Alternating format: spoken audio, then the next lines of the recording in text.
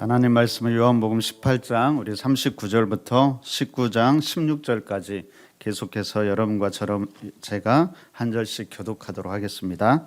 제가 39절 읽도록 하겠습니다. 자, 6월절이면 내가 너희에게 한 사람을 놓아주는 전례가 있으니 그러면 너희는 내가 유대인의 왕을 너희에게 놓아주기를 원하느냐 하니 그들이 또 소리질러 이르되 이 사람이 아니라 바라바라 하니 바라바는 강도였더라. 이에 빌라도가 예수를 데려다가 채찍질하더라. 군인들이 가시나무로 관을 엮어 그의 머리에 씌우고 자색 옷을 입히고 앞에 가서 이르되 유대인의 왕이여 평안할지어다 하며 손으로 때리더라.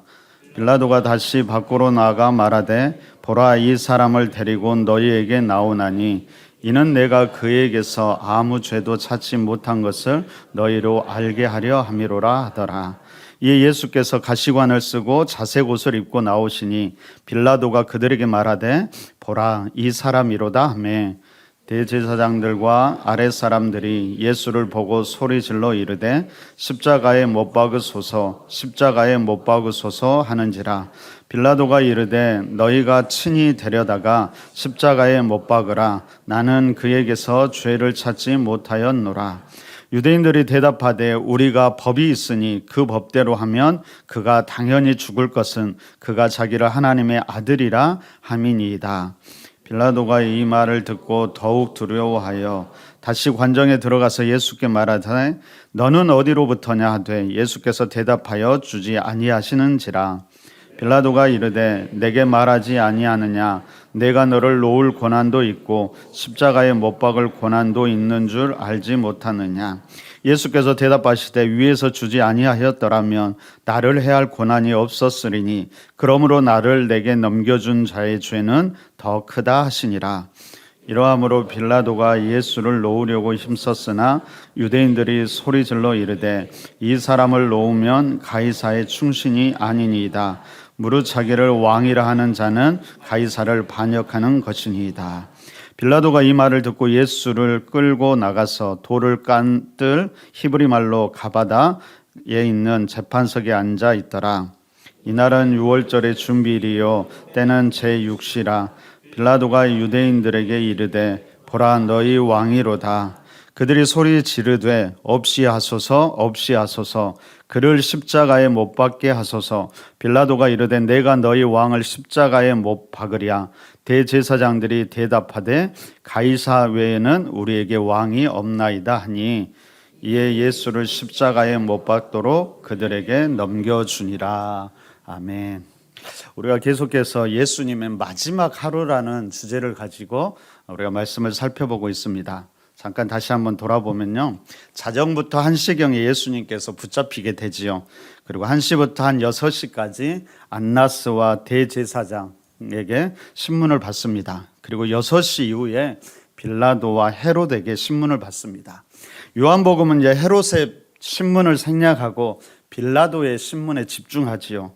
그리고 8시경에 이제 십자가에 최종적으로 선고되는 것을 우리가 보게 됩니다. 여러분 오늘 본문을 보니까 이제 관정 안에서 빌라도가 2차 신문이 진행되는 동안 고발자들이 문 밖에서 기다리고 있었습니다.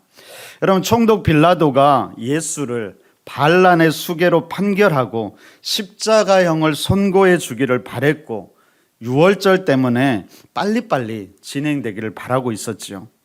그런데 한참 후에 빌라도가 나오더니 이렇게 말하는 겁니다. 여러분 39절을 보세요. 우리 함께 한번 읽어볼까요? 함께 읽습니다. 자, 시작.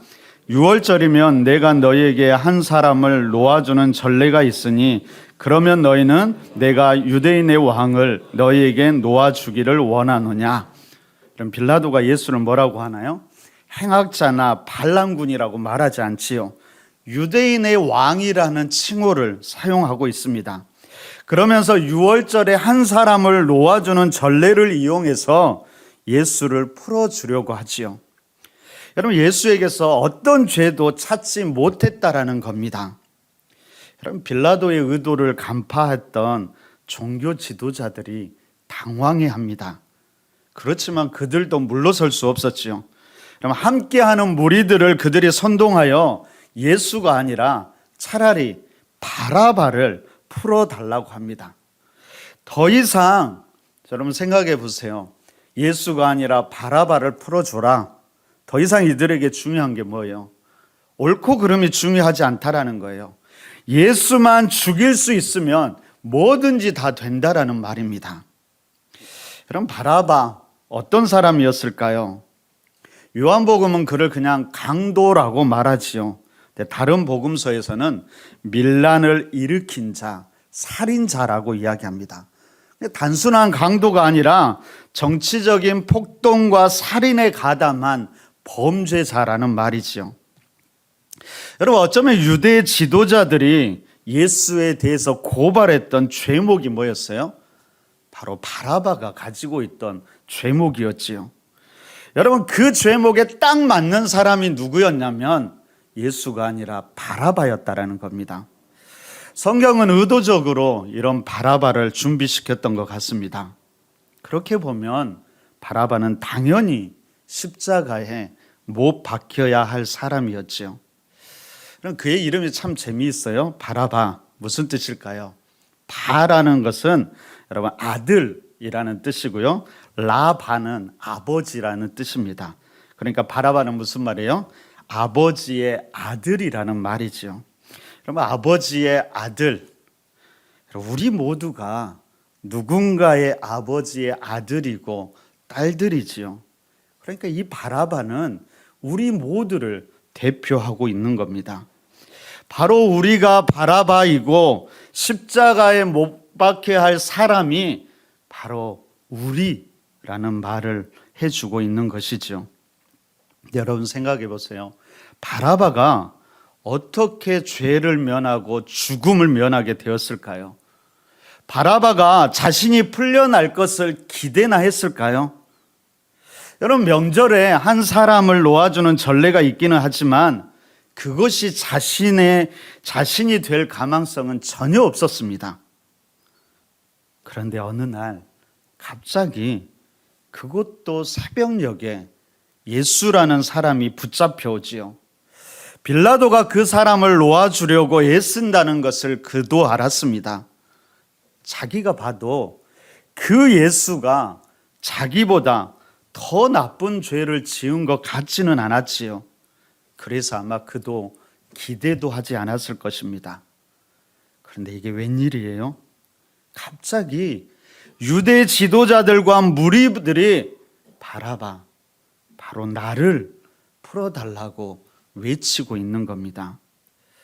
도대체 어떻게 된 것인지, 왜 그들이 나를 풀어달라고 하는 것인지 바라바는 도무지 알 수 없었고 이해할 수 없었지요.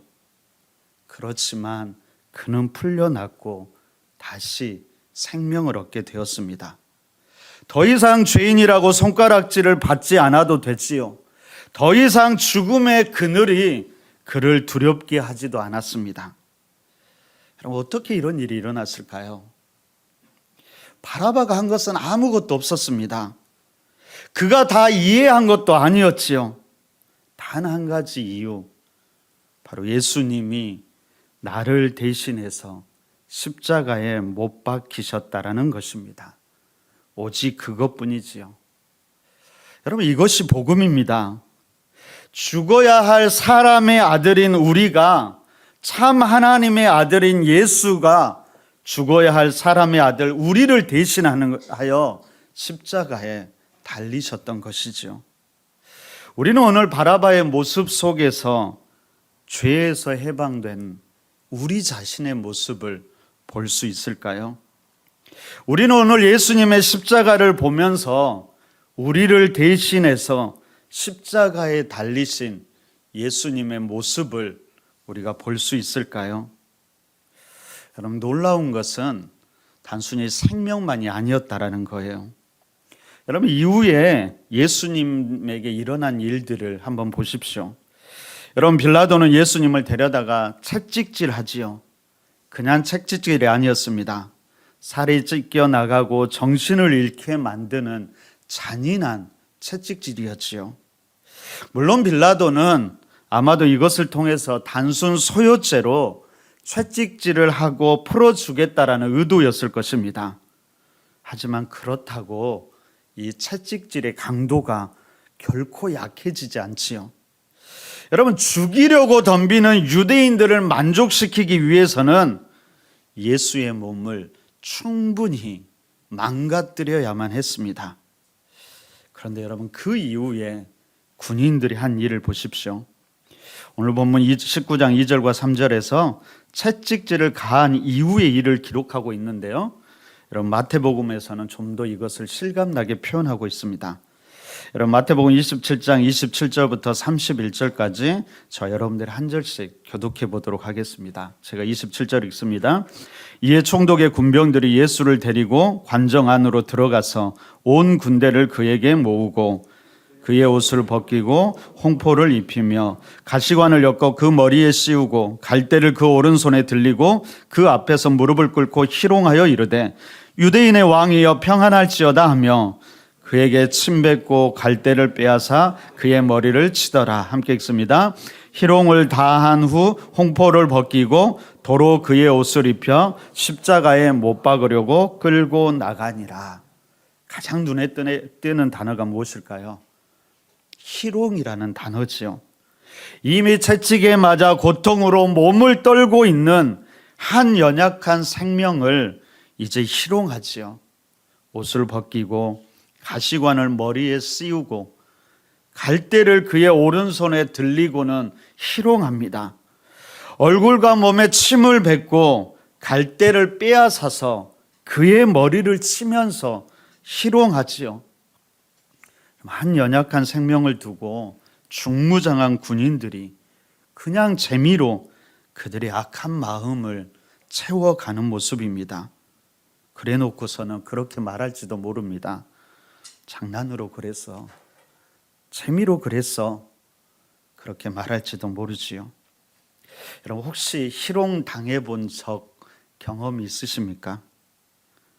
여러분, 극심한 고통을 주는 채찍질이 육체의 고통을 주었다면 희롱은 극심한 마음의 고통을 주는 것이지요. 우리의 자존감을 철저하게 무너뜨리면서 어쩌면 육체적 고통보다 우리를 더 아프게 하는 것입니다. 바로 이것도 바라바가 당해야 할 일이었지만, 우리가 당해야 할 일이었지만 예수님께서 그를 대신해서, 우리를 대신해서 당하고 있는 것입니다. 그 다음에 빌라도가 아주 중요한 말을 합니다. 이런 빌라도가 먼저 밖으로 나가서 이렇게 말하지요. 봐라, 이제 예수를 데리고 나올 텐데 내가 그를 죽도록 채찍질했지만 아무 죄도 찾지 못했다. 바로 그때 예수님께서 군사들에게 이끌려 나올 때 베드로가 다시 이렇게 이야기합니다. 보라, 이 사람이로다. 보라, 이 사람이로다. 바로 라틴어로 뭐라고 하냐면요, 에케 호모라고 이야기합니다. 그럼 당시에 예수님의 모습을 한번 상상해 보세요. 채찍에 맞아서 이미 몸이 성한 곳이 한 곳도 없었지요. 머리에는 가시나무로 만든 관이 쓰여져 있었고 예수님의 얼굴에는 선혈이 낭자합니다. 어쩌면 군사들이 뱉었던 침이 그의 얼굴에 그대로 남아 있었는지도 모르겠습니다. 자색 옷이 입혀 있는 모습으로 찢기고 모욕당하시는 예수님의 모습을 바라보게 합니다. 여러분, 빌라도의 의도가 뭐였을까요? 이렇게 처참해졌는데 더 이상 죽일 필요가 있느냐? 이 정도면 충분하지 않느냐 하는 의도였을 겁니다. 그런데 여러분, 에케헤모, 에케호모, 보라 이 사람이로다 라는 이 말은 어쩌면은 하나님께서 모든 사람들에게, 어쩌면 우리에게 외치는 말인지도 모릅니다. 봐라, 이 예수를 봐라. 너희를 대신해서 고난과 수치를 당하신 이 예수를 봐라.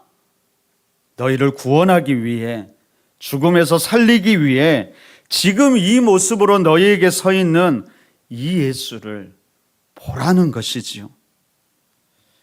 여러분, 이 음성에 우리는 어떻게 반응할 수 있을까요?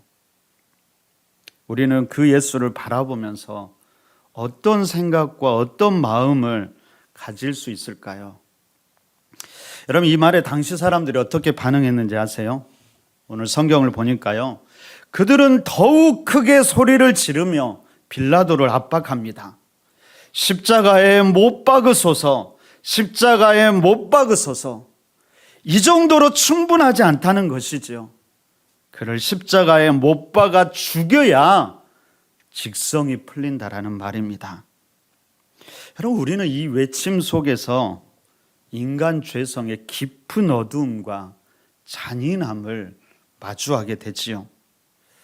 끝까지 십자가형을 요구한 이들이 도대체 이들의 마음은 어떤 마음이었을까요? 여러분, 어떻게든 정적을 제거하려는 것은 이해할 수 있습니다. 그럼에도 불구하고 꼭 십자가형을 요구하는 이들의 마음은 어떤 마음이었을까요? 그냥 돌로 쳐서 죽일 수도 있었지요. 그렇지만 그들은 그냥 그러게 죽이고 싶지 않았던 것입니다. 그들이 요구한 게 뭐였어요? 십자가의 형이었다라는 거예요. 로마법상 가장 수치스럽고 잔인한 형이었던 이 십자가형을 통해 온 세상의 본보기로 삼고 싶었던 것이죠. 자기들의 승리를 만끽하고 싶었던 것입니다. 그래서 그들은 이 십자가형이 얼마나 잔혹하고 수치스러운 형벌인지도 분명히 알고 있었을 것입니다. 아마도 그들 자신은 결코 이런 형벌을 받기를 원하지 않았겠지요. 어쩌면 그들 마음속에 그런 마음도 있었을지 모르겠어요. 나만 아니면 괜찮지. 나만 아니면 괜찮지. 여러분, 이것이 인간들의 악함이지요. 잔인함이고 집요함입니다. 바로 우리 마음에 있는 것들이지요. 여러분, 하나님을 떠난 종교, 하나님을 잘못 믿은 종교가 얼마나 지독할 수 있는지를 오늘 우리 무리들 속에서 보게 됩니다. 여러분, 모든 계획이 수포로 돌아가자 빌라도가 짜증을 내며 너희가 친히 데려다가 십자가에 못 박으라. 나는 그에게서 죄를 찾지 못했다라고 말합니다. 그래서 유대인들이 이렇게 이야기하죠. 7절 중반부터 보니까 이렇게 이야기합니다. 유대인의 법대로 하면 그가 당연히 죽을 것입니다. 왜냐하면 그가 자기를 하나님의 아들이라고 했기 때문입니다. 그런데 바로 그때 빌라도가 이 말을 듣고 두려워했다라고 성경은 기록하고 있습니다. 여러분, 갑자기 빌라도에게 두려움이 몰려온 이유가 무엇이었을까요? 무엇이 그를 갑자기 두렵게 했을까요? 아마도 빌라도가 두려워한 이유를 고민해 보니까 두 가지였던 것 같습니다. 한 가지는 뭐였을까요? 군중들의 악함이죠. 절대로 포기하지 않는 그 악함에 질려버린 것이죠. 다른 하나는 뭘까요? 아마 빌라도 마음에 이런 마음이 들었던 것 같아요. 혹시 이 사람이 진짜 하나님의 아들이라면 그러면 나는 어떻게 해야 하는가? 유대인들이 말했던 자기가 하나님의 아들이라고 했다라고 하는 그 말을 듣고 빌라도가 마음속에 혹시 이 사람이 진짜 하나님의 아들이라면, 빌라도는 그 무거운 마음을 가지고 다시 관정으로 들어가 예수에게 묻습니다. 너는 어디로부터냐? 무슨 말일까요? 너의 정체가 무엇이냐? 그 정체를 밝히라는 것이지요. 그러자 예수님이 어떻게 했을까요? 아무 대답도 하지 않으십니다. 오직 침묵하실 뿐이지요. 여러분, 예수님의 침묵, 무엇을 우리는 봐야 될까요? 어쩌면 그 침묵은 우리에게 그렇게 되묻고 있는 것 같습니다. 야, 이제 그만 물어보고 네가 한번 대답해 봐라. 지금까지 다 보았지 않느냐? 너는 나를 그러면 누구라고 하느냐? 주님은 그 침묵 속에서 다시 우리에게 묻고 있다라는 겁니다. 여러분, 그 침묵에 빌라도가 더욱 조급하고 불안해하지요. 그래서 다시 한번 예수를 풀어주려고 합니다. 그러자 유대인들도 자꾸 흔들리는 빌라도를 보면서 마지막 쐐기를 이렇게 박습니다. 이 사람을 놓으면 가이사의 충신이 아니니이다. 무릇 자기를 왕이라고 하는 자는 가이사를 반역하는 것입니다. 여러분, 이제 빌라도는 선택해야 합니다. 더 이상 피할 곳이 없었습니다. 그럼 마지막 결정을 하기 위해 다시 재판석에 앉습니다. 자기의 마음이 움직이는 대로 예수를 풀어줄 것인가? 아니면 군중이 원하고 자기의 정치적 입지를 위해 예수를 십자가에 못 박아야 하는가? 마음은 계속해서 예수를 풀어주라고 말하고 있지만 그 마음을 따르면은 너무나 많은 것을 포기해야만 하지요. 이 땅에서 지금 누리고 있는 수많은 것들을 포기해야만 합니다. 빌라도는 그 상황에서 어떤 선택을 할까요? 그리고 우리는 그 상황에서 어떤 선택을 하면서 살아가고 있을까요?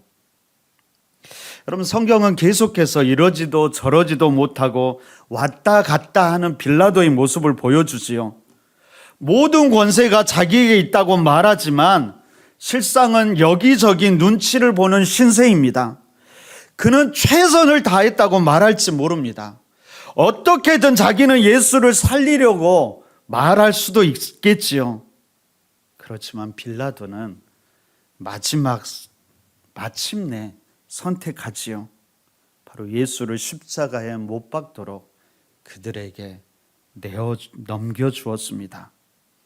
여러분, 역사는 그 빌라도의 선택에 따라 그가 예수를 십자가에 못 박았다라고 이야기하지요. 여러분, 이처럼 우리 자신의 선택에는 언제나 영원한 결과가 남게 될 것입니다. 오늘 우리의 선택은 무엇일까요? 그리고 훗날의 역사는, 그리고 우리의 다음 세대들은 우리를 어떻게 기억할까요? 그리고 하나님은 우리를 어떻게 기억할까요? 우리도 그렇게 말할지 모릅니다. 주님, 나도 최선을 다했어요. 어떻게든 예수님을 따르려고 했어요.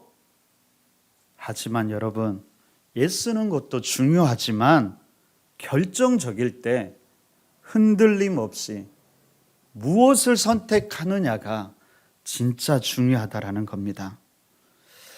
많은 믿음의 사람들이 예수님을 왕이라고 고백하지만 정작 선택하고 결정해야 할 때는 흔들리고 말지요. 오늘 빌라도도 끊임없이 예수가 왕이라고 선포합니다. 그렇지만 그는 마침내 흔들리고 말았지요. 왜 그랬을까요? 포기해야 할 것이 너무나 많았기 때문입니다.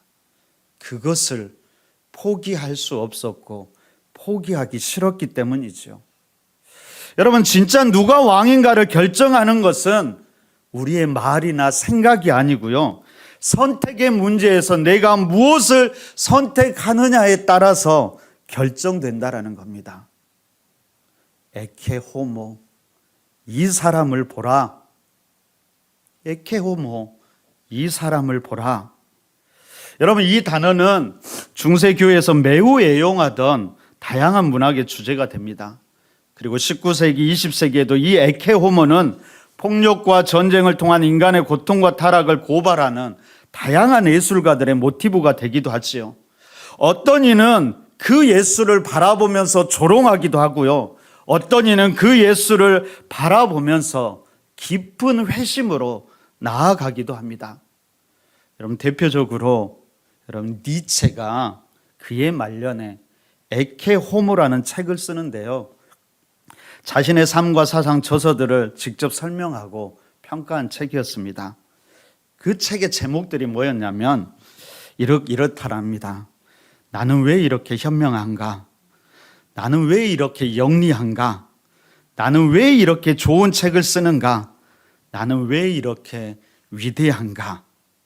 그런 마지막 부분에서 기독교를 비판하고 도덕 체계를 비판하고 인간의 새로운 가능성을 제시하는데, 여러분 그 인간이 단순한 존재가 아니라 자기 자신을 넘어서는 존재가 되어야 한다라고 말합니다. 그러기 위해서 반드시 필요한 것이 있는데, 자기가 늘 말하듯이 신은 죽었다라고 선언하면서 기독교를 뛰어넘어야 한다라고 이야기합니다. 기독교는 약자의 도덕이라고 비판하면서 자기 자신을 넘어서기 위해서는 그 종교성을 버려야 한다라고 말합니다. 그럼 제가 최근에 교회에 다니지 않는 젊은이 한 명을 제가 만났습니다. 그에게 요즘 젊은 사람들이 바라보는 교회에 대한 생각을 물었는데, 여러분 그렇게 이야기하더라고요. 그들은 니체처럼 교회를 나약함으로 해석했습니다. 스스로의 가치를 쌓고 스스로의 가치를 끊임없이 성장시켜야 하는데, 종교는, 기독교는 자신을 나약하게 만든다라고 합니다. 여러분 진짜로 그럴까요? 여러분 그림 하나 볼까요? 그림 하나 보여주세요.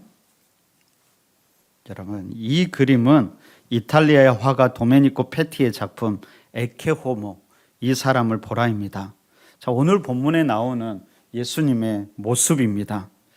여러분 18세기 독일의 경건주의 운동, 그리고 헤르누트에서 모라비안 공동체를 이끈 진젠도르프가 1719년 19살 때 이 그림을 보게 됩니다. 그리고 그는 회심을 하고 평생 주님의 십자가와 동행하는 삶을 살기로 결단하지요. 그는 이 그림뿐만 아니라, 잘 보이진 않은데 제일 아래에 여기 있죠? 여기 보이세요? 글이 있는 걸 보는데 거기에는 이렇게 기록되어 있습니다. 에고 프로 테헤크 바수수숨 투 베로 퀴드 튀키티스 프로메. 저도 무슨 소리인지 모르고 읽고 있습니다. 무슨 말일까요? 나는 너를 위해 목숨을 버렸건만 너는 나를 위해 무엇을 해왔느냐. 진젠도르프는 이 그림과 글을 보고 이렇게 고백했다라고 합니다. 오랫동안 당신을 사랑했지만 당신을 위해 행한 것이 아무것도 없습니다. 앞으로 당신이 이끄시는 어떤 것이라도 행하겠습니다. 그렇게 결단하고 이후에 그는 고향 독일 드레스덴으로 돌아가서 백작으로서 일생 누릴 수 있는 모든 특권을 포기하고 오직 예수님만 사랑하고 성경 말씀만 사랑하면서 그렇게 살아갑니다. 그리고 모라비안 형제회를 만들고 경건주의 운동을 전개하지요. 여러분 18세기 모라비안 형제회는 세계 선교에 큰 영향을 주었는데, 18세기 초 세계 선교가 멈추어 있을 때 모라비안 형제회는 1732년부터 1930년까지 세계 14개국에 3천여 명의 선교사를 파송했다라고 합니다. 그때 한국의 최초 선교사 귀출라프도 우리 한국으로 왔던 그 귀출라프도 모라비안 형제 출신이었다라고 합니다. 귀출라프는 언더우드나 아펜젤로보다 53년이나 앞선 1832년에 한국에 와서 최초로 주기도문도 우리말로 번역했고 감자를 재배하는 법도 가르쳐 주었다라고 합니다. 여러분 고아의 아버지라고 불리는 조지 뮬러를 회심시켜 영국으로 보낸 것도 모라비안 형제였고요. 감리교를 탄생시킨 요한 웨슬러의 회심에도 영향을 준 것도 그들이었습니다. 여러분 그들은 생명을 위협하는 풍랑 앞에서도 결코 죽음을 두려워하지 않았지요. 잠시 후면 영광스러운 주님을 뵙게 될 텐데 뭐가 그리 아깝고 두렵습니까? 그렇게 고백하면서 찬양했다라고 합니다. 여러분 이 그림을 보면서 감동받은 또 한 사람이 있습니다. 바로 프랜시스 리들리 해버걸이라는 여인인데, 그녀는 영국의 찬송가 작가이자 시인으로 그녀 또한 이 그림과 글을 보고 자신의 전 존재를, 삶을 하나님께 드리기로 결단합니다. 그 이후에 기쁜 헌신과 경건의 삶을 살아가면서 많은 찬송시를 작사하게 되는데요. 그가 작사했던 곡이 213장 나의 생명 드리니, 292장 주 없이 살 수 없네, 329장 주 날 불러 이루소서, 331장 영광을 받으실 만유의 주여, 459장 누가 주를 따라 섬기려는가, 487장 어두운 후에 빛이 오고, 특히 여러분 311장에 내 너를 위하여라는 곡을 이렇게 써 내려갑니다. 우리 찬양팀은 앞으로 나와주시면 좋겠어요. 제가 가사를 한번 읽어드릴게요. 내 너를 위하여 몸버려 피 흘려 내 죄를 속하여 살 길을 주었다. 널 위해 몸을 주건만 너 무엇 주느냐. 널 위해 몸을 주건만 너 무엇 주느냐. 아버지 보좌와 그 영광 떠나서 밤같은 세상에 만 백성 구하려 내 몸을 희생했건만 너 무엇 하느냐. 내 몸을 희생했건만 너 무엇 하느냐. 죄 중에 빠져서 영 죽을 인생을 구하여 주려고 나 피를 흘렸다. 내 죄를 대속했건만 너 무엇 하느냐. 내 죄를 대속했건만 너 무엇 하느냐. 한없는 용서와 참사랑 가지고 세상에 내려와 값없이 주었다. 이것이 귀중하건만 너 무엇 주느냐. 이것이 귀중하건만 너 무엇 주느냐. 여러분, 에케 호모, 이 사람을 보라. 우리 죄를 위해 고난을 받으시고 희롱당하신 하나님의 어린 양을 볼 때 우리는 어떻게 반응할 수 있을까요? 우리는 어떤 삶을 살아갈 수 있을까요? 수없이 다가오는 선택의 문제에서 우리는 어떤 편을 선택할까요? 여러분, 이 찬양을 부르면서 다시 한번 생각해보고 결단해 보시기를 바랍니다. 우리 1절과 3절과 4절, 1절과 2절과 4절 그렇게 부르도록 하겠습니다.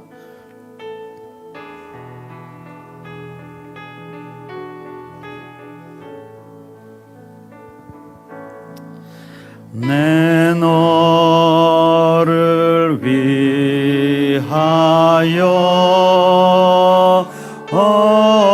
몸 버려 피 흘려 내 죄를 속하여 살 길을 주었다.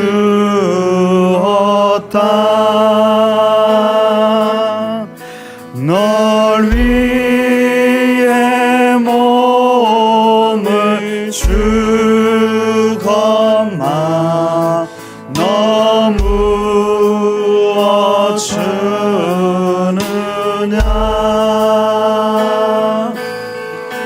널 위해 몸을 주건만 너 무엇 준. 아버지 보좌와 그 영광 떠나서 아버지 보좌와 그 영광 떠나서 밤같은 세상에 밤같은 세상에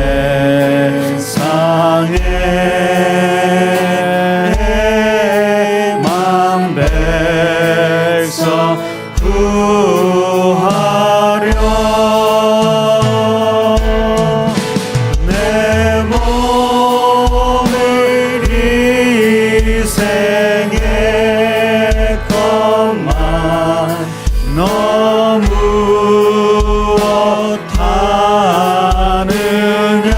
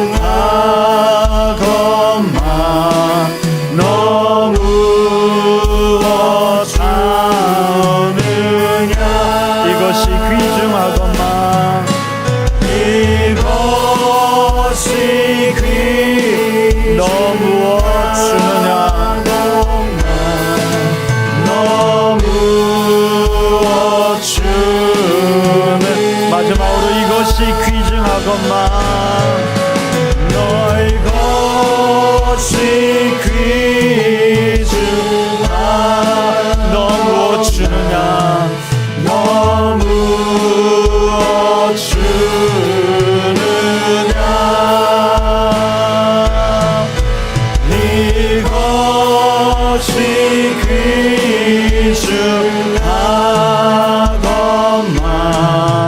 너무 주느냐. 우리 기도할까요? 에케호모, 이 사람을 보라. 우리 주님을 바라봅시다. 바라바와 같은 우리에게 주님은 이렇게 묻습니다. 나는 너를 위해 목숨을 버렸건만 너는 나를 위해 무엇을 해왔느냐? 우리는 어떻게 대답할 수 있을까요? 우리는 우리가 서 있는 그 자리에서 주어진 책임과 사명을 얼마나 잘 감당할 수 있을까요? 교회에서 여러분들은 직분자로서 어떻게 살아가고 계십니까? 성도로서 어떤 삶을 살아가고 계십니까? 가정에서는 신앙의 부모로서, 직장에서는 신앙인으로서 어떤 삶을 살아가고 계십니까? 우리에게 다가오는 수많은 선택들 속에서 우리는 얼마나 하나님 편을 선택하고 있을까요? 마음은 있었지만, 갈등했지만 결국엔 예수님을 죽음에 내어놓았던 빌라도의 모습이 우리의 모습은 아닌가요? 에케호모, 십자가에 달리신, 우리를 위하여 찢기시고 희롱당하신 그 주님을 바라보면서 기도의 자리에 나아가서 우리의 모습을 다시금 바라보기 원합니다. 무엇을 선택하고 어떤 삶을 살아야 할지를 다시 한번 결단해 보시기를 바랍니다. 우리 함께 기도하겠습니다.